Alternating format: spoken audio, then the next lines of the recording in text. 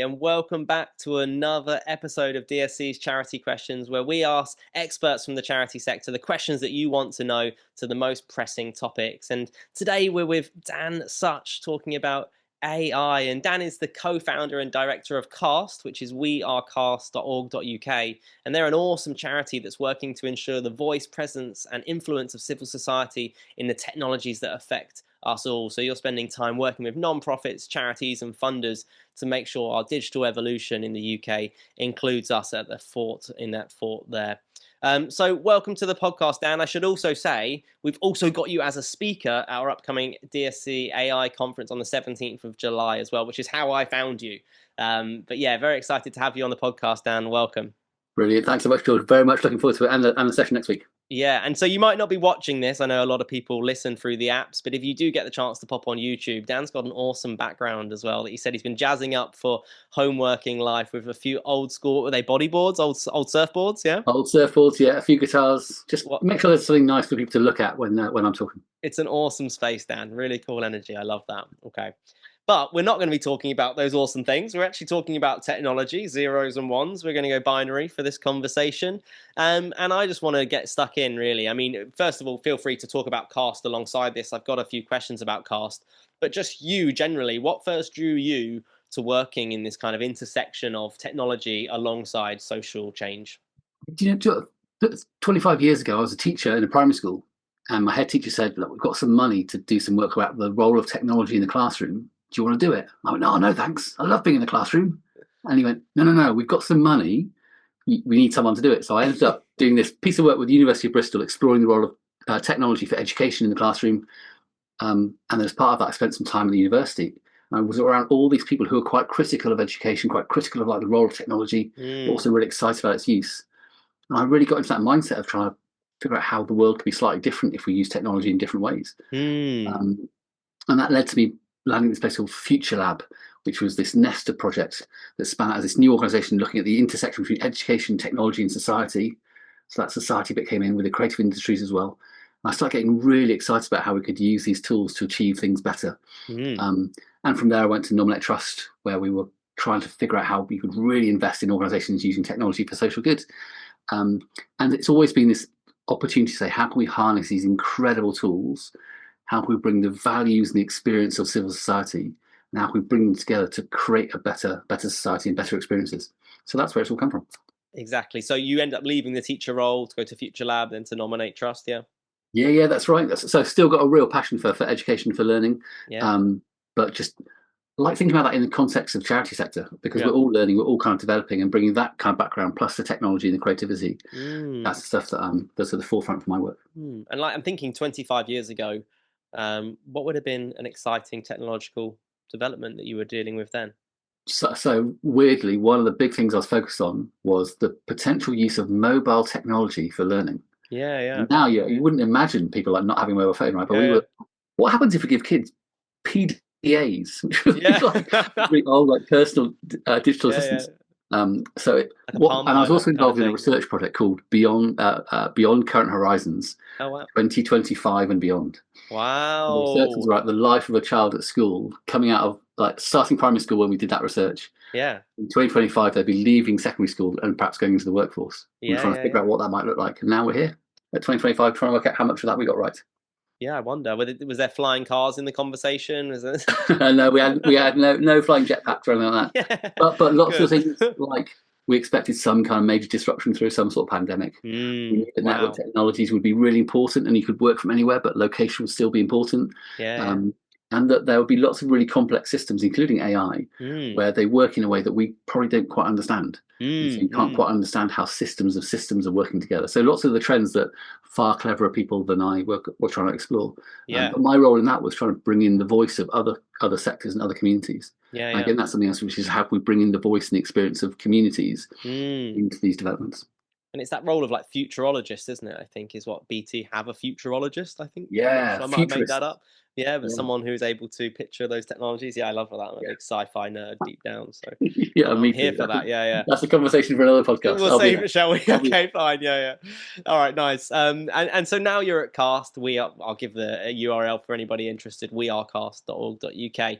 And you're trying to increase the influence of civil society then in this technology, which I love that, marginalized voices, all of those things. And so I'm going to ask you, why is this so critical, especially with the rise of AI, that we make sure non-profits are at the heart of this conversation? Yeah, well, I mean, if you think about it on a really local level, and you think about a green space or a phone box or a library, and you think about kind of the Mm, places that we share together as a mm, society, like you'd want communities and like charitable voice, civil society have an influence on how those spaces are kept open and how they're used, right?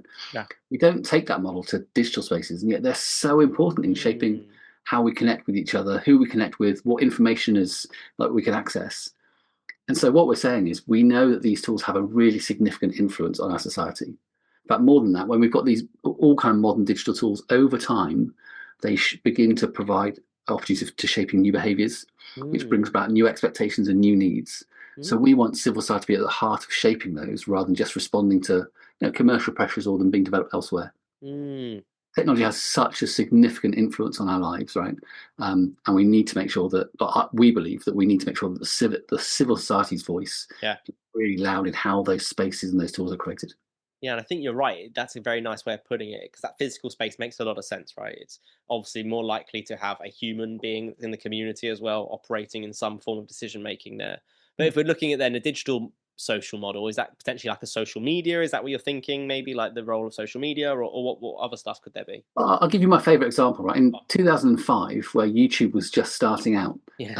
their investor was one of their investors asked their CTO, like, "Has this thing got legs? Should I really invest in it?" And he went, "Oh, I don't know, man. There's only so many videos I want to watch." Now, in 2005, I think YouTube was just a platform where you could upload a video that you had to share with other Mm, people. mm, And in that context, you're right, there are only so many videos I want to watch. mm, But over time, that technology meant that people started creating videos specifically to share, right, which launched social mm, media. And if mm, you liked something, you'd follow that person. That led to followers and YouTubers and influencers, mm, and it shifted our business models. So all these yeah. new behaviors emerge, right? Including around social media.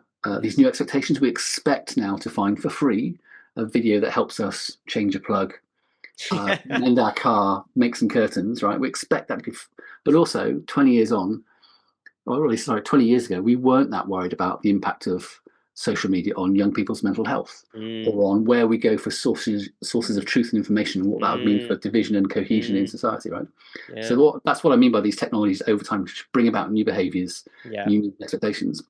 So if the technologies had a louder voice of civil society, like in not just using them well, but ensuring we're thinking about the impact on our communities, the impact of individuals, and Mm. we feed that back into policy, into how technology is shaped, then we can make sure they work for everyone rather than just for a smaller group of people. Yeah, I like that, and that's exactly it, isn't it? And the more we can be involved in that, the better, right? And especially the non-profit angle. We're not selling software to banks. We have the beneficiaries at the heart of this. Yeah. Exactly that. And then when we think like why AI, so and we're talking here, I guess, particularly about generative AI, which is this big thing that kind of kicked off Mm. like 2 years ago, like how you can transform a piece of text into a video or a video into a music or whatever. Yeah, and just for our Um, listeners, this is like the ChatGPT, yeah, the Gemini, yeah, exactly that. Copilot, yeah, ChatGPT, Copilot, Claude, the things yeah, we've been hearing a lot about over the last 2 years. Um, generating content. Yeah, exactly that. Generating content and transforming from one thing into another. gotcha. That's the fastest growing commercial technology we have ever seen. So Absolutely. ChatGPT, after it launched, took just 3 months to get to 100 million users. Yeah. It took the mobile phone 11 years to get to 100 million users. The Mm. internet, 7 years, I think it was. But 3 months, and now we've got 500 million people using ChatGPT every week. So this Wow. pace of growth, this speed of adoption, Mm. if you then link it and go, well, we know that these dominant technologies bring about new behaviors, needs, and expectations. Yeah. And it's such a fast growing tool. We go, such a fast growing technology set. We go, we need to make sure we're influencing this to everyone benefits from. Yeah, and I think with this technology as well, when you look at like Instagram, I think that was the second fastest to a million, wasn't it? Behind ChatGPT, it was the original one fastest to a million. Like my dad's still not going to make an Instagram account, Yeah. but the next time I see him, I'm going to be showing him the benefits of using ChatGPT. It has way more wide-reaching outcomes from its ability than something that's just a presence on social media. And Yeah. there's a really important flip side to that as well, which is regardless of whether your dad wants to use Instagram or whether charities want to adopt AI, the question we should be asking is what are the implications if other people use it? Mm, So, for mm, example, with your dad, you could say, like, you don't have to make something, but you're missing out on all these sorts of conversations or these decisions being made over here. With yeah. with AI, a charity might say, well, I don't want to use AI because we support young people in our youth centre. You go, that makes sense. But what about if those young people are really familiar with working with AI companions? They're Mm, with them 24 hours a day, that answer hmm. all their questions, that are always supportive. How might that change the way in which they come to your youth centre? Yeah, And yeah. sometimes it's thinking about those shifts in behaviour that we need to respond to just as much as whether we use these things ourselves. And then we can create an agent and go down that route, and yeah, absolutely reach more people, right? Yeah. Okay, I like this, and I want to. We do a course. Is AI a threat or an opportunity? It's not a statement. It's a question, and the answer is both. I'm sure on some levels, and I like that you're coming from this perspective of a force for good. And as I said, you're talking at our AI conference on July 17th on that topic of a force for good. And so there's two parts to this question. I want to know what a force for good looks like, but then potentially if we could apply that to a small charity as well, where maybe there's limited resources. I would just be interested to know what your thoughts were there, Dan. So a force for good, I think, for me, is where we shift from some people benefiting from something to as many people as possible benefiting from it, right? Oof, So nice. we're trying to include more people, have more people having kind of benefiting from these new tools. And when we look like across history of technology, we see like over time an increase in income, decrease in poverty, increase in health and well-being. And from a big view, that looks great. Mm, We know from a narrow view that's not always the case, right? There are lots of people going through turmoil in tough jobs and on all sorts. absolutely. So a force for good is how do we use these tools to benefit as many people as possible? Yeah. Rachel Caldicott has got this lovely phrase, which is how do we make AI work for 8 billion people, not 8 billionaires? Such a great phrase, right? I And love that. and for me, that's the force for good bit. It's like how do you help? Like with these tools can be incredible. How do we make them work for everyone? That's the Yeah. force for good. There's a lovely bit of graffiti in Camden. I love it. It says "Get rich or try sharing," Yeah, and it's like that's it, isn't it? How do we make things for 8 billion, not eight love it. billionaires? I love it. And so what does that mean for a small charity? Well, actually, I was speaking to a small charity last week, and a CEO of a small charity. They employ 5 people. So it's not tiny, tiny, but it's still reasonably small. Yes. Yep. And they said for the first time they feel like they've got a policy team, a research team, and a comms team. Mm, And that's not mm, because they brought anyone new in, but they're now mm. using these tools to help create social media posts, Yeah. to help kind of find new funding opportunities, to do all kind of research they didn't have the time to do.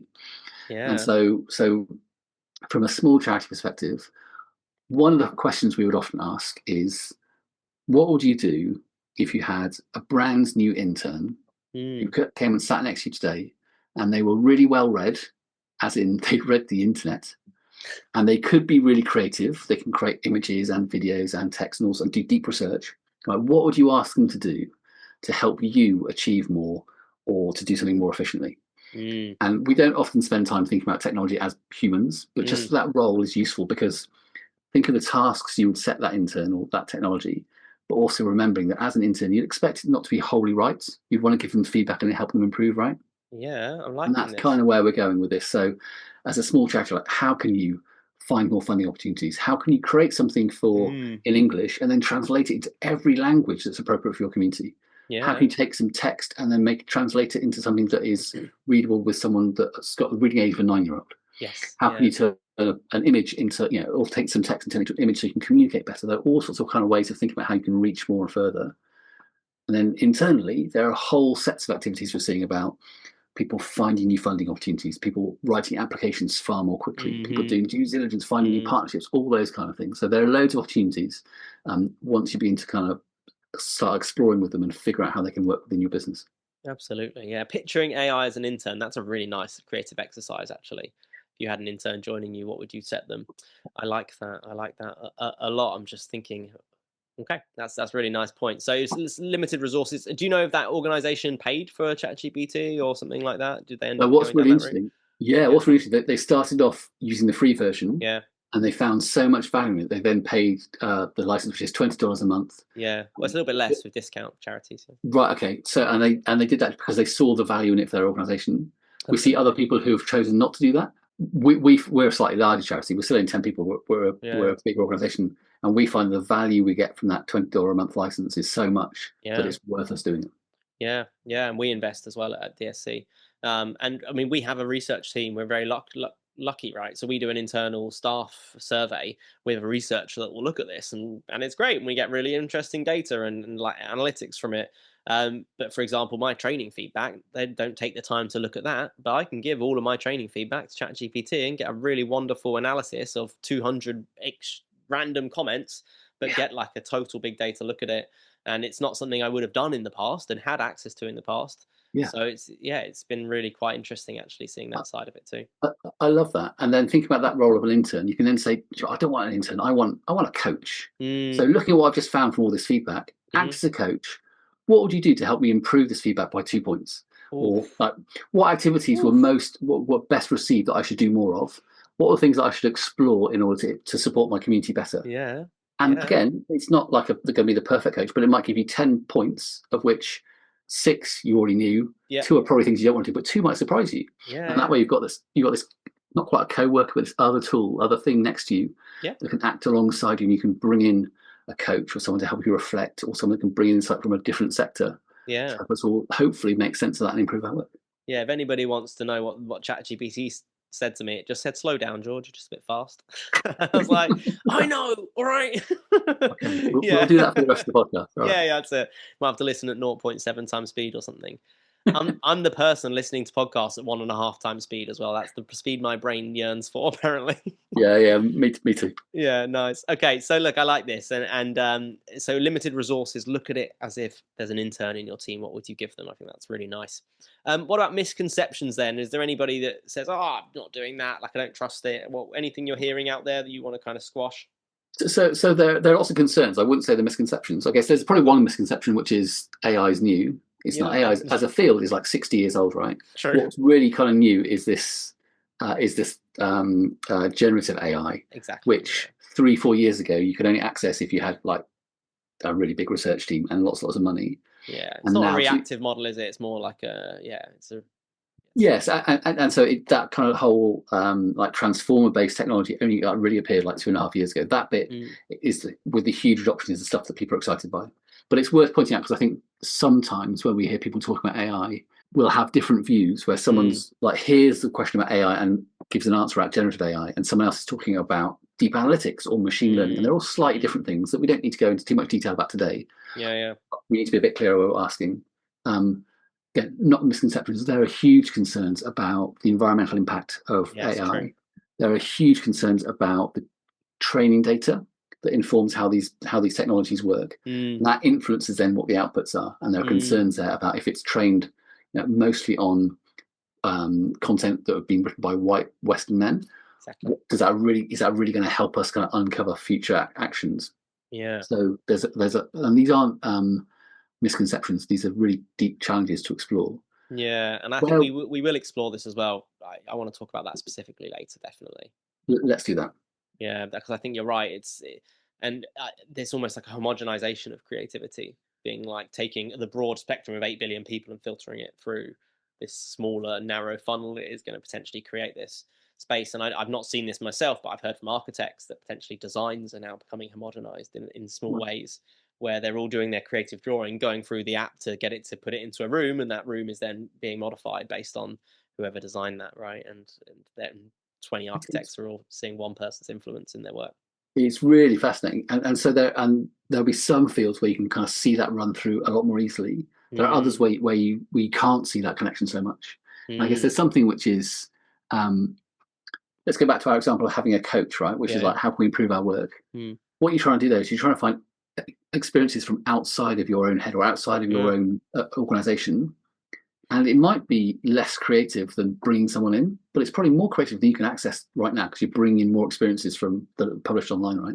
yeah. So in the short term, there's some real opportunities to bring in other viewpoints, other creative kind of suggestions. Mm, mm, The longer term is what we kind of feeding back into these models to make sure they become even more creative and really help us find new ways of working, new ways of doing things. And, exactly. and that's a tough ask. Yeah, and I think the energy point as well. I'm a bit nervous about as someone that talks a lot about nature reconnection, and I also talk a lot about our responsibility to other charities in this sector. And I do feel like maybe we could be creating problems for our lovely environmental charities by completely going bull on the horns down this approach. And even the idea of saying please and thank you to AI, it must be costing energy, lots of energy, right? That was a quite a funny thing I saw, that just adding those extra words is computing power that takes time and money. Yeah. Um, I don't know, any more to say on that one, the environmental side of it? Yeah, it's such an important area. So I think there are two things that I've come at this for. So the first is there was some amazing work by Friends of the Earth, Mm, who put together a research report that essentially came up with some principles for the use of AI for environmental justice. And I think there were 10 principles, but it's a really great piece to I'm gonna search, look and I'm at sure we this. can Yeah, share the yeah. link. I'm gonna look at that. And it's I guess there are a few things that kind of stand out in there. One is actually it's quite difficult to compare the environmental impact of AI against other ways of answering that problem. So, for example, if you asked me to True. research something and I got on my car and drove to a library and then Yeah, photocopied a load of stuff, like, I don't know the cost of that. Whereas if I then complete a task in 30 seconds because I'm using AI, yeah. does it kind of balance out? And the book had That to be said, printed, the book had to be shipped, had to be stored, had to be yeah. yeah, so it's difficult to compare, right? But what we do know is the servers that are kind of powering Yeah. AI are incredibly resource intensive, Yeah. and there's no getting away from that. We have to kind of, and they are becoming more efficient in some ways, and obviously it's a key area for those tech companies to be looking at. But it's a real world kind of challenge for us to explore. But I Mm, do think the Friends of the Earth's work is the best I've seen so far in this space. That's the yeah. first thing. The Nice. second is we have a question in Cast that we continually ask, which is, what is worthwhile AI? And the reason we ask that question is, if you've got something which is just a quick Google search, then just use Google, right? Mm, If you want to kind of do some really deep research that you couldn't do otherwise, and it builds your experience as a charity, and you get to understand these tools, and you get to understand a bit more about the impact on your community, that's a mm, worthwhile use of them. I like that. Creating a load of pictures of cute cats, probably not so much, but maybe in some circumstances. But Absolutely, yeah. having that in the back of Well-being my mind, has a right? value. Yeah. Yeah, exactly. But I guess having that in the back of your mind, or in the front of your mind, which is like, what's a worthwhile use of this? Yeah. That Yeah. helps you kind of balance up the environmental factors, the time factors.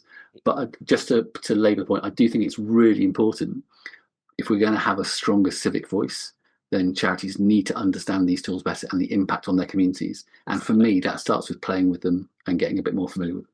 Yes, and I think that leads nicely into my next point actually then. So I think as a charity trustee and as a leader in some spaces, I would like to know what I should be most aware of. Now I'm pretty close to the ground. I train AI as well, but maybe if someone isn't in that space and maybe they're new to it, maybe a bit hesitant, right? There's so much going on. I've got to fund this project. I've got a community event next week, AGM the month after. What is one area you would maybe point a charity leader towards in terms of getting to their grips around the introduction to AI in their workplace? So two things. Yes. One, there are some really great, simple kind of starter courses. So Yes. CAST has got one, Good which point. is it's a self-serve course where you get an email So every week cast for 7 weeks with yeah. just 30 minutes activity. Right? So there's very little time requirement. Nice. I like that. Begins to nudge you on that. And there are others as well. DSA have got some great training, of course. The other is, find someone else who's exploring this stuff. Mm, But these tools are changing really rapidly, and there's loads of different ones. And without having much time, it's difficult to identify where to focus. But mm. talk to someone you already trust, someone who's already in the sector. Uh, we've got something called the Digital Leads Network, which is a free peer network for people to join. That's what I was about to ask. Do you have something like that? What's this called? The Yeah, Digital Peers Network at Cast, yeah? yeah. So Digital Leads Network, Digital Leads, sorry. it's 350 people from charities across the UK that come together because they've got these sorts of questions. Some of them are super experienced and like really think about this stuff for a long time. Mm, Others, it's very new to them. help me. But a real broad range. But the point is, everyone has something valuable to contribute, and Yeah. everyone takes something away from it. And I think, like, because genuinely these tools are really significantly going to shift around behaviours and therefore impact on communities. Yeah. So when no individual or any individual organisation is going to be at the forefront of this stuff, we're going to have to Yeah. do it together. So finding just someone else you trust, or a peer group that you can trust, and just like hear what others are doing, that can help you just like experiment safely, Yeah. figure out something that works for you, and just keep on kind of sharing with others. I'm really glad you do this, and I think you're the right people to be doing this as well. And so, yeah, just to clarify, it's the Digital Leads Network at Cast, yeah, Yeah, and yeah, that's that's right. like a way to join like a Zoom or something like that. Yeah, obviously you can find it just through your website. Yeah, Yeah, that's right. There's a quick sign up form just so we kind of know who you are. We can bring you in. Like, there's groups that meet every 6 weeks or so. yeah, Sometimes there's people presenting brilliant work they're doing in their charity. Sometimes it's more discussions where you kind of share the challenges you're facing. But yeah. weirdly, although we're here to talk about kind of technology, one of the main lessons or main talking points we share is we want to increase the number and depth of relationships we have across the sector, Yeah, yeah, because that underpins how we make sense of any kind of new changes, whether it be technology or otherwise, and it helps us be more resilient to any of these changes. absolutely.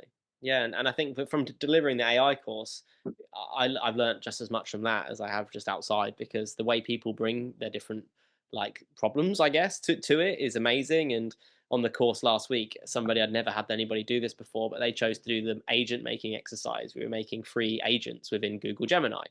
So Google Gemini generative AI tool, you can create agents for free. Just for our listeners' purposes, they're called gems. And normally we do a really basic social media one. And this person decided, well, do you know what? I'm the CEO, do a lot of risk plans. I want one to help me do my risk planning. And so she created one, and it asked them, like, what type of project are you doing? Well, it's a manual handling project. And then it's going, well, what things are you handling? How far do you need to move them?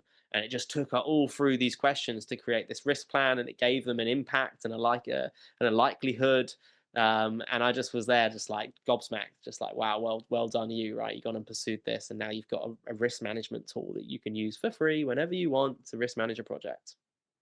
What a brilliant example. That's a good one, isn't it? It's a really good one. And I imagine, well, I mean, quite quickly, we create 100 examples of those, right? Of everyone creating something Exactly. similar. Now, if we Yes. found the right mechanism then to share that, just like as you did in your course, right? There's a chance to share. Yeah, yeah. Then all of a sudden, any charity who's coming to us and says, "I'm not sure where to start," and they go, "Well, what are you worried about?" "I'm worried about risks." Yeah, We've got something that can help you, exactly. and there's a start. And there's something for me about how where people make those brilliant kind of piece of individual progress, Yeah. how we can help them easily share it with others, so we can make Mm. collective progress. And I don't want to go into the nitty gritty, but maybe there's also then a base of instructions for agents that sit with someone like you, like Cast, and Yeah. then I can say, well, I want this charity specific way of doing the risk. Well, great. Well, there's my instructions. I can go and grab those and know that. Amazing. And we're not weirdly, you're right, the pulse, it's one of the most asked things is how can we see case studies and examples from other charities, and how can we kind of Mm. follow them in their footsteps. Yeah, It yeah. has been called shared digital guides, Mm. which are a bit like a recipe for how you can kind of copy or creatively copy another charity's work. Yes. But the case studies and sharing those examples, you're absolutely right. It's one of the things that's so important if we can find the best ways of sharing them Yeah. to help others pick them up. Yes. All right. Well, cool. We're on the way. I like it. So emerging tools. Then anything else? Any other emerging tools people need to be aware of? So you're getting a I mentor. mean, they're emerging all the time, right? That's the thing. So Yeah. if True. I True. was, True. so GEMS is a great one. So Yeah. the thing that The many people are agents. excited by is, yes, this thing called agentic AI, or creating lots of agents, which is where you set a task to be completed, Yes. and the tool can interact with lots of different information to help you complete the task. Exactly. That's kind of a bit further down the road. But right now, the stuff that we're excited by in Cast, we use something called Notebook quite a lot, which is another Google product. Mm. Um, we still see it's really great at only drawing from the information you give it. And that's something that's quite interesting, I guess. So very often these tools will draw from the internet or draw from lots of the kind of training Something. Yeah. data. Yeah. Yeah. And And it's here it only draws says, from what you give it. Well. yeah, exactly. So within Notebook, I want to say only use this Cast documents and this thing I published. Exactly. Give me the answers from there rather than Yes. from online. And that way you can start looking at kind of smaller sets of information. Yes. And actually, that's similar again to what we were potentially considering doing an agent for our policies and procedures. So we have all our policies and procedures within an agent, and I go to it. Well, my wife's pregnant and is due to give birth in 6 months. What do I need to know? Right, and it Ooh. will bring up all the policies at DSC that mention pregnancy and maternity and paternity, and yeah. And so there's something there, right? Which we went back to that, like that resource poor charity that hasn't got any time. There's something there which is like, what are the questions that you're asked a lot about? And let's just Mm, imagine, for the sake of yeah. Can I continuing the take series, holiday it comes next about week? maternity Yeah. leave, right? Let's Yeah. imagine it's that one. You go, Oh yeah, go on. well, actually, if I can take that question, I can find a really good way to answer it. Then Yeah. actually, that might just save me 5 minutes a day or Yeah. 10 minutes a day or whatever, and then slowly go, that activity that can be answered more easily through this, I can now spend my time doing something else. Yes. And that's one of the efficiency opportunities we have with these tools. I think it's like, what are those perhaps kind of lower value or high effort activities that you don't need to specialize in? Yes. How can you use these tools to support you in that, so you can focus on the stuff that only you are good at? And this is the same as having a HR information system that people can book holidays in for themselves, right? It's no different. That's AI in its own way. It's just a slightly different way of having that kind of presented to us. Yeah. Yeah, exactly. Although I'm worried sometimes, Dan, with these agents. I like making agents. My friend has a very automated home, and he told me he spent like 2 hours trying to automate something that saves him 5 seconds every couple of weeks. So it's like going to be a long time before there's a net benefit. That's what I'm worried about when I'm getting stuck into making agents. That's something I talk to like once a month, but it's taking me a day to make. And so the way I would refer that is that the experience, the learning experience you're getting from that Yes. practice helps you tackle that other problem later on. I like that, and you wouldn't be wrong. So we'll take that win definitely. Okay. So what would you say is harder then when people think about applying AI in social or charity contexts? Like, what is maybe hard to do in that space when it comes to applying AI in our world? So I think there's lots that's just difficult because this is so new. Yeah. Just the way in which these tools allow us to interact with information knowledge is it's quite a big like mindset shift first of all. Yeah. But that's blanket, right? So Yeah. second thing is, because of the sorts of work we do, I think there's a really emotional response when we start using AI. Sometimes it's like, oh my gosh, this is amazing. I've just written a grant application in 10 seconds rather than 3 days. Exactly, yeah. And it's like, that's incredible. And then, oh my gosh, what does that mean for my team or my role? Or what's that mean? What does it mean for my community? There's a very emotional response. And then what does it mean for the environment and bias? And we're moving from efficiencies and excitement through to big concerns about our communities all the time. It's part of the joy of being in our work, right? Yeah. So that's one. But specifically, I think when we think about the sorts of work we often prioritize, very often I hear people saying, but we really focus on the relationships with our communities and the relationships between individuals. How does AI play into that? Like that, surely our work is kind of unique in that sense. I think in some ways it really is. We can use these tools to help with efficiencies and help with certain things, and that allows us to have more time to build those relationships and spend time having conversations. Absolutely. But as I've mentioned a few times, like over time, the dominant model of technology influences new behaviors, right? Now, at the moment, 150 million young people are using something called My AI in Snapchat. And My AI is an always on, always positive personal AI companion. Okay. What, you said it's built into Snapchat? It's in Snapchat, yeah. And what that means is they've got this personal AI companion where they can say, what should I get my best friend for his birthday? Where should I go camping this week? Can you help me with my homework? How do I do this? And you can ask all sorts of questions with this like human-like interaction. Yeah. But the response is always there and always positive. Now, the reason I share that as an example is I wonder what that means for the sorts of relationships we will develop with and through technology. And what that means for how that young person might then show up with their parents or with their school and teachers or with their youth club, right? Now, the reason we're showing that is we often say our relationships with individuals, with other humans, is something that's quite unique within the charity sector. Absolutely. I think that over time, our relationships with and through technology changes. And so as a sector, we need to think about that and make sure that we're still there to be supportive, to respond to the new behaviours that emerge from our communities. And is that almost in a way to catch more people through an AI conversational loop, or to be mindful that we don't put everybody through that conversational AI? I think it's about responding to how people want to access information and develop confidence. So, for example, we know that in some settings, anonymity is really important. Yeah. But we also want to give really personal guidance. We have an opportunity for people to be really anonymous and have a conversation with an AI where we're feeding in good information to help them. We know also that sometimes that can be a real barrier, and you need to have that really deep human personal connection. I think what I'm saying is we know that our relationships with and through technology change over time. And as a sector, we need to be sensing that to make sure that we can support our communities in the best way. So this My AI thing, I can't believe I didn't know that. I'm 33. Maybe I'm just need to. Yeah, that we why. Yeah, so maybe like I looked at a pair of Crocs the other day. Dan was like, "Wow, they look nice. I can imagine wearing those." So maybe I'm the wrong age. With socks? Oh hell yeah, fully locked in. I've got those socks with the toes, individual toes. Should we pause the camera now?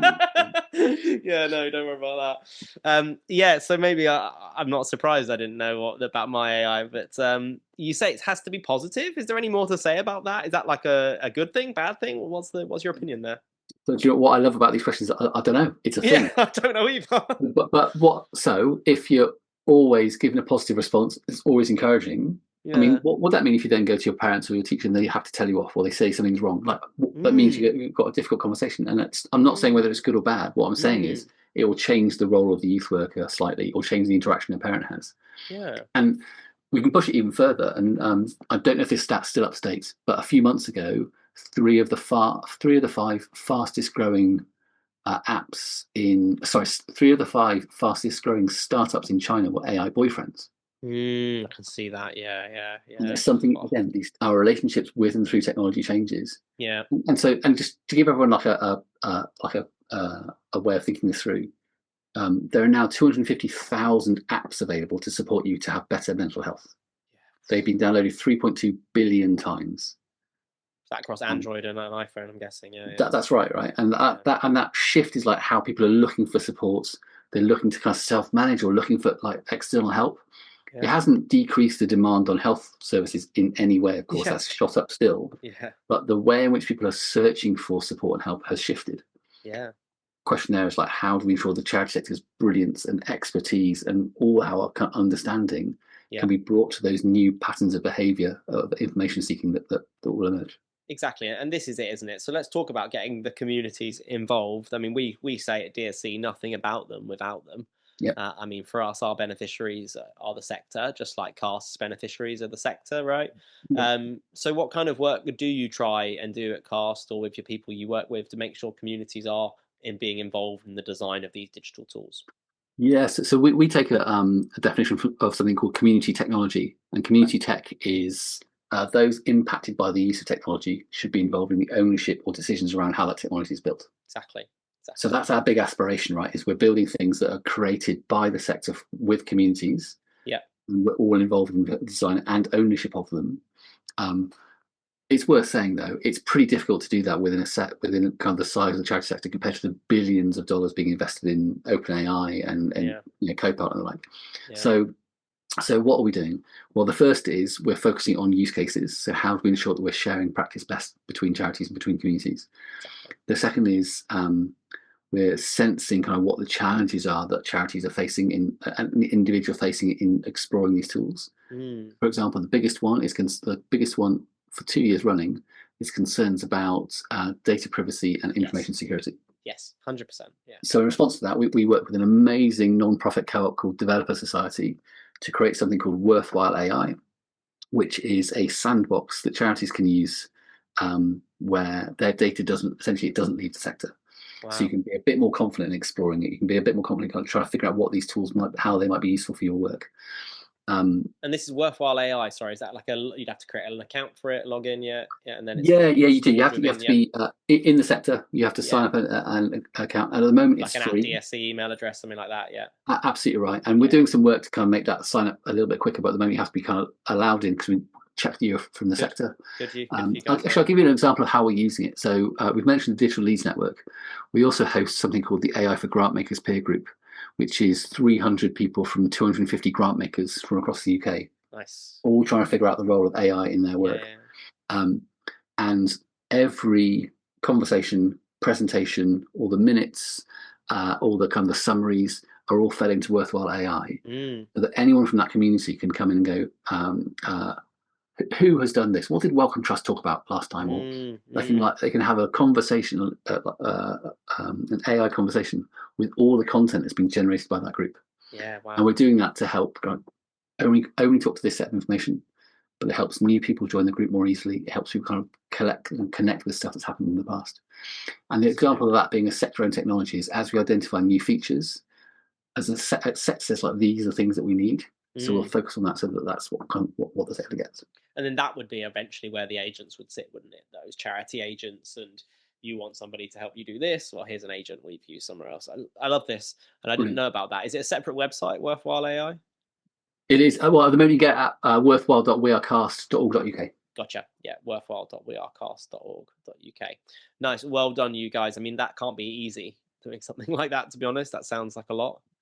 So what's really interesting is, I Yeah. mean, it's not. We've got an amazing partner called Developer Society who are Yeah. just great.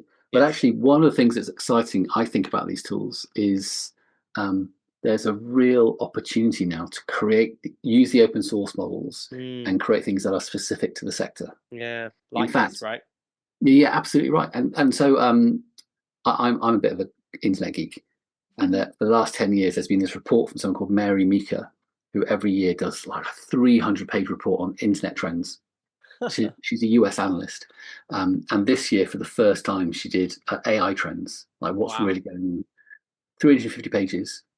when talking about the growth and uptake of AI, she used the term unprecedented over 50 times in her Wow. analysis of what's going on. But one of the things she says is there's a real growth around what they call sovereign technology. And what they mean by that is companies and nations trying to create tools for themselves by using these open source versions so they have more power over them, more control over them. Now, if I was going to say sovereign technology in our sector, I would say, how do we build our resilience by owning the tools that are relevant to us? Mm. And now it's a lot easier and cheaper to create open source models and make them bespoke for our sector. And I think there's a really exciting opportunity there, not just to build capacity in the sector around skills and understanding, but to create tools that are owned by our communities and owned by the sector. That's good. And this would be as opposed to maybe like this, what we see quite a lot of is private organizations realizing, oh, we can make money selling fundraising data to charities, right? Let's go and do that. And then we're obviously here going, guys, come to Funds Online. We're a charity. Like let's keep it all in the sector. That's what you mean, yeah? That's sort of exactly. How can we keep as much of that in the sector as possible? That's happening. And I guess it's probably worth as well. The speed at which these things are being developed. It probably means it's going to be a blend. Like some organizations absolutely love Copilot because they're already a Microsoft house, right? If you don't want other organizations are trying lots of different tools because they want the latest thing and it's very exciting. But there's also a solid core of tools which we want to rely on, which we get real benefit from having an ownership over because we know it works for us and our communities. Yeah, I mean, I'm not going to get you to replace Canva, right? But at the same time, it's potentially for more sensitive topics around written language and people's data and bias. And yes, it's absolutely bring those information and those research and analytical arms into the sector. I love it. I love it, Dan. I'm very excited. Okay, now I told you I wasn't going to talk to you for too long, and now we've been going on for ages because this is amazing, isn't it? Stuff, and I really like talking about this. And I do have a few questions left, if you don't mind. I appreciate Of course. Okay. So, I mean, this conversation around who is building the AI, I think this is kind of what we're talking about now. And so the idea that charities can have more influence through tools like Worthwhile AI. And if I'm just kind of like your average charity out there, can I do anything to help you, Dan? What would you want from me? Yeah, completely. In fact, this only works if we all do the stuff together. Yes. I mean, genuinely, I know that sounds like a nice thing to say, but genuinely, no, I love it. It only happens that way. Yeah. So the first thing is, if you're really just starting out, like start off with some of the free resources that are out there, join some of these communities, find others who are doing it. And the muscle we're trying to flex there is like learning from each other and sharing, right? That's the most important thing. The thing that will really like accelerate us as a sector is, can we start noticing the impact of these tools on our community? Not just on our own work, that's important, but on our communities too. There's a really important role that charities play in society. Because we very often notice new harms and challenges quicker than anyone else because someone comes to us because we're trusted, right? Over time, we take those kind of new challenges and we build them up and we figure out more. They become policies and campaigns and we change. We're currently not doing that around generative AI. We're not noticing any implications. So for me, I would say to any charity CEO, anyone in the sector, like just listen out for people mentioning AI, mentioning how they're using it, mentioning any implications of decisions, all those kind of things, and just begin to mentally build up a picture of what the implications are. And if you're sensing something, join up with others and start noticing it a bit more formally. Nice. So I think there's a nice bit of information there to jump off. And there's just a couple of extra things, actually. One of them was you had an interesting job title on your LinkedIn. And I'm not sure if you saw this question when I sent it over to you earlier.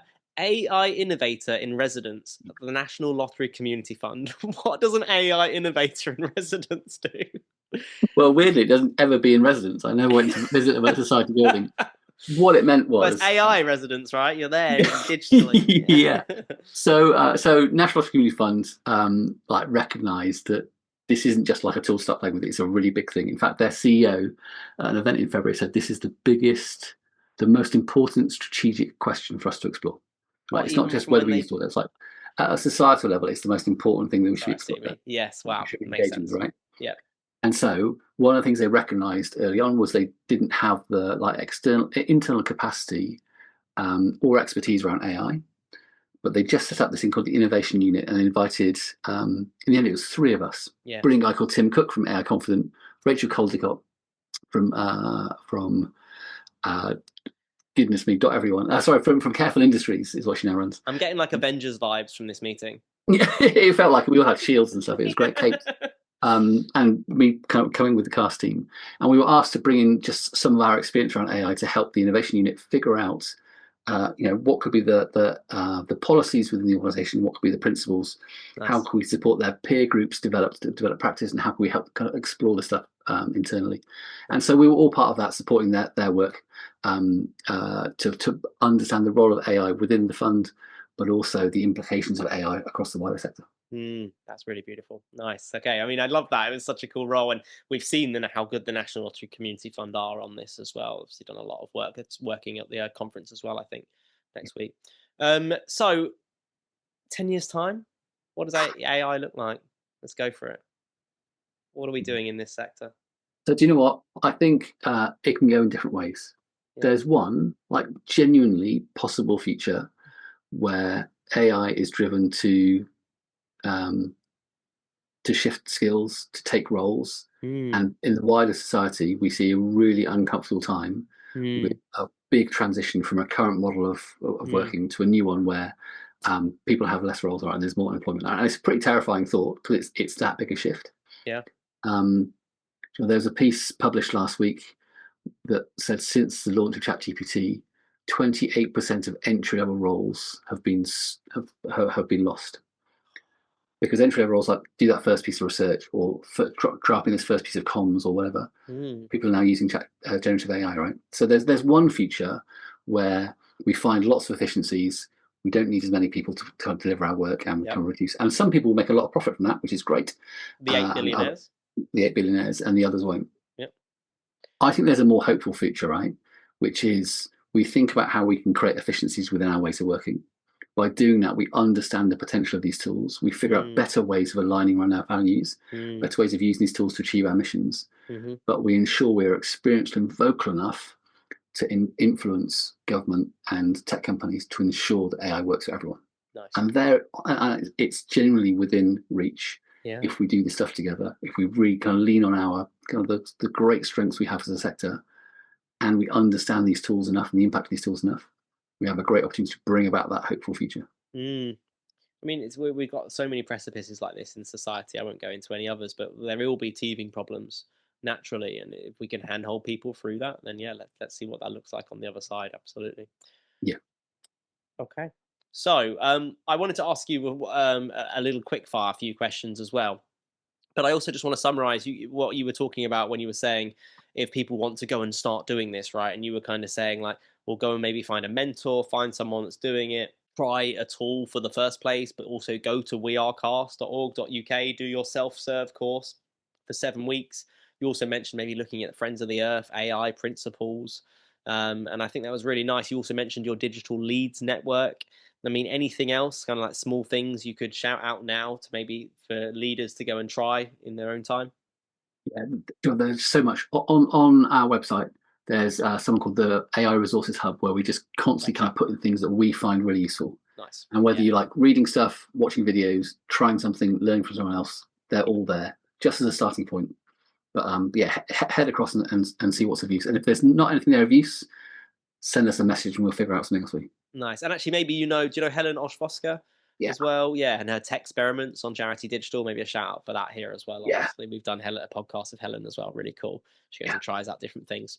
So, if you were doing a tech experiment and you wanted to tell us about one thing, Dan, what's personally an AI tool you're enjoying at the moment? So I'm trying to play with automations in my workflow. Okay. I'm very, very lucky to be asked, or Cast as a group are very lucky to be asked to go to lots of events.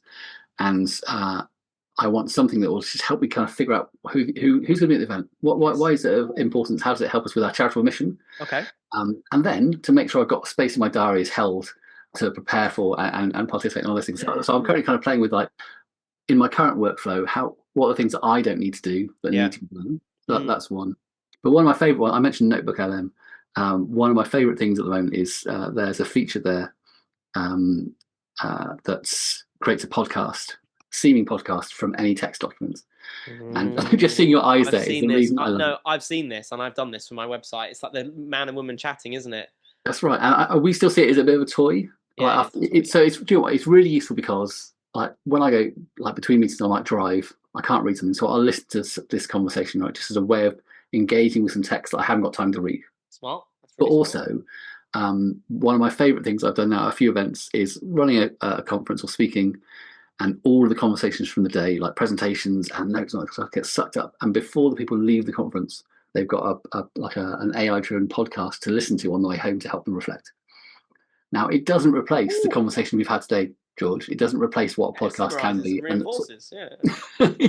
But what it does do is it gives another way of thinking about how you engage with Yeah. information with community. And that's the thing for me. It's like, how might we use these tools to help Mm. us learn more, Mm. connect better, like achieve our missions better, Yeah. and then do it so it benefits our communities? And look, don't worry, I don't mind being replaced. I'm going to move to the mountains. I'll be happy. Yeah, I'll be free. And ultimately, I mean, I do process mapping training, and the first hour and a half on the course is learning how to do the nitty gritty and write processes. The last half an hour is showing how AI can do it all for you. So yeah, I mean, it's the nature of it these days, isn't it? If I can be replaced by AI, then bring it on. I dare you. Yeah. Okay. So what about one myth then? Second quick fire question. One myth about AI you want to take out the back and say goodbye to? It's either really brilliant or it's really terrible. Okay. Those are myths. It's a bit of everything. Gotcha. Nice. We're in Uh, between. We find our own luck. yeah, and there are some things which we need to work really hard to make positive, and there are some things which we really lean to because they're great. Yeah. It's neither one nor the other. It's going to be nuanced, and it requires charity voice to start influencing towards the Exactly. positive. Exactly. Yeah. And then any a book, article, podcast you'd want to recommend for people? So many. We're coming up to summer, so it's a chance for you to kind of hopefully take a bit of time and read. Yeah. One of the things I really enjoyed reading quite recently is from someone called Donald Clark, who's a Yeah. professor in Brighton, Yeah. who talks about all elements of AI and learning. Yeah. And for me, that learning and how we kind of develop over time is at the heart of how organizations develop too. Nice. It's really well written. Cool. That's what I'd go for if I had to choose one. We got the name of it. Donald Clark, Elements of AI and I think Learning. it's called AI in Learning. AI and Learning. Donald Clark. Thank you so much, Dan. All right, we did it. Any other questions or points or anything you want to say at all? Just an invitation. This stuff is super important. It's going to have a really significant impact. Genuinely, it's like a real moment in time. And this is where we can come together to really make sure it works for all of us. So an invitation to say, I'm here to help in any way, cast R2, and look forward to supporting everyone as we go on. Cool. So I know we can find you on LinkedIn. If people want to add you, it's Dan and it's Such, SUTCH. Any other socials you post on? That's pretty much it at the moment. I'm quite quiet. Cool. And then CAST, of course, is wearecast.org.uk. What does CAST stand for? To our listeners. So when we were first started, we were called the Centre for the Acceleration of Social Technology. Like how we accelerate socially motivated technology. But it turns out, especially in the world of Twitter, that's way too long. So we're also in that boat, aren't we? The Directory of Social Change. So DSC. Yeah. I like it. CAST though. What a great name as well. Okay, thank you so much. And look, we didn't accelerate through this podcast, so we were nice and slow as well. So it wasn't like we were living CAST by name either. Thank you so much, Dan, and thank you so much to the listeners as well for joining us for an in-depth talk about technology and social change. Really appreciate it. Thank you for listening to another episode of the Charity Questions podcast brought to you by the Directory of Social Change. If you want to get more involved with this podcast, follow us along on social media where we announce the guests we have upcoming, and you can contribute your own questions for me to ask on the podcast. Thanks again for listening.